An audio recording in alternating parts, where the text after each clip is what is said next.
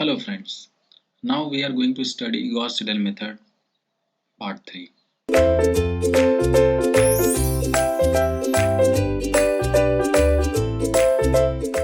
In this power system we have one flag bus and other two buses are load bus. Correspondingly we have written specified quantities, that is V1 del 1, P2 Q2, P3 Q3, and unspecified quantities P1 Q1, V2 del 2 and V3 del 3. So now we have to calculate the value of V2 del 2, V3 del 3 and correspondingly P1 and Q1 later. So we will just take the initial guess. Initial guess will be what? Initial guess will be for voltage and angle V2 naught, del 2 naught, V3 naught and del 3 naught. So starting from the iteration number 1. So iteration 1 means first iteration. So first iteration, what it will give, with the help of first iteration we can calculate the value of here V21. V21 will be equal to 1 upon Y22 P2 minus J into Q2 upon V2 conjugate 0 minus Y of 21 V1 minus Y of 23 V3 naught. So from here we will calculate V2 K plus 1 and del 2 K plus 1. And K is equal to 0 means this is the first iteration, so V2 1 and del 2 1. So it can be written as V2 1 del 2 1. So this is the value of V21. So now we will calculate the value of V31. V31. So this will be 1 upon Y33 P3 minus J into Q3 upon V3 conjugate 0 minus Y of 3 to V2 updated value 1 and minus of Y31 V1. V1 is specified quantity, so we do not need to write any 1 or 2 or 3. So this is V31. So from here we have calculated mod of V31 and angle of del 31. So we will compare with the previous one. So if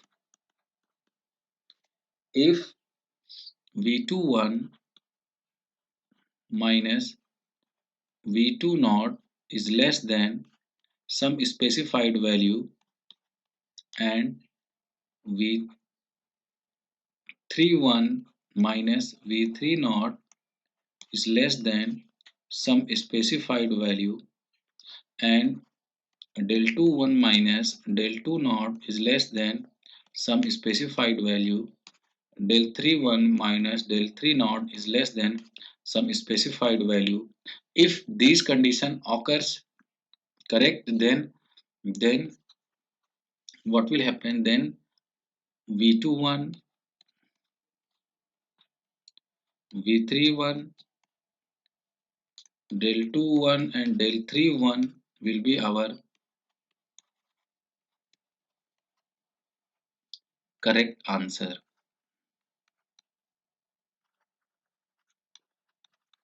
Otherwise we have to do the iteration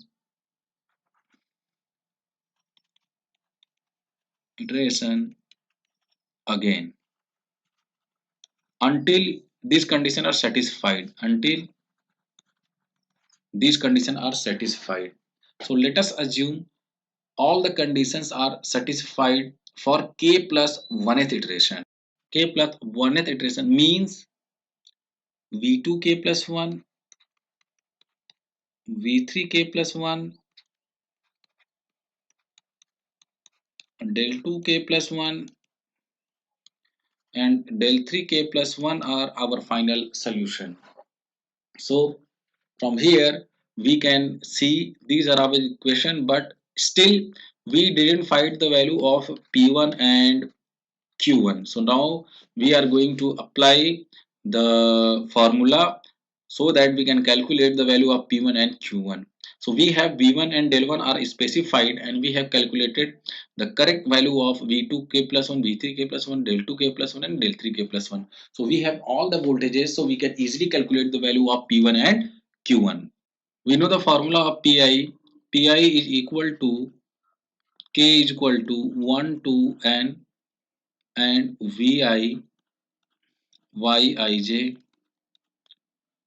Vj cos of del I minus del j minus theta ij. We know this. We have derived this. So now we are going to put the values in this equation correspondingly. So the value of P1 will be equal to I will be put 1 in everything. So this will be V1, and first this j value will change. And this P1 is equal to V1 Y1 and put j is equal to 1, so 1 V1 again, and cos of del 1 minus theta 1 1. So this plus what we will write, we will put the value of j is equal to 2 again. So j is equal to 2 means we will calculate this V1, because I is constant, that is P1. So I will not change the, what will change the value of j. So this V1, and again this will be y of 1 and 2 and v of 2, because j is changing. So this will be cos of del 1 minus del 2 minus theta 1 2 plus V1 of y of 1 3 V3 cos of del 1 minus del 3 minus theta 1 3. But this is not complete, because we have to keep the updated value. Updated value means whenever we will find the V2 K plus 1, so it will be K plus 1, del 2 K plus 1 and V3 K plus 1 and del 3 K plus 1. In the same way, we can write the formula of Q1. So Q1, how we can calculate is same value we can put here, that is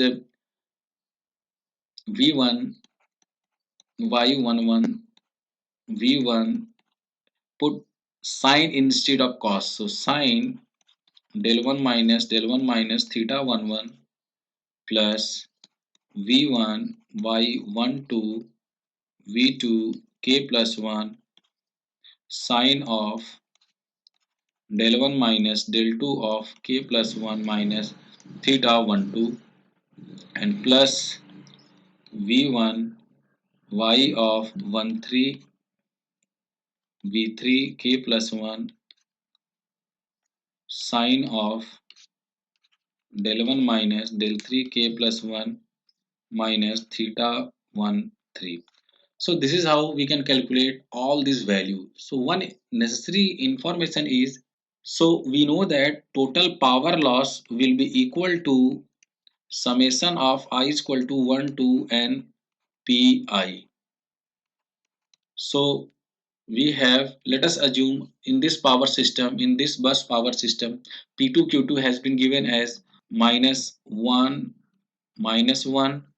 because if this is load bus, so correspondingly this P2 will be minus 1, because these are the injected active power and the injected reactive power. And this is minus 1 and this is minus 1, and let us assume we have calculated P1 Q1 from here, that is 1.5 and 2.5 and 2.5.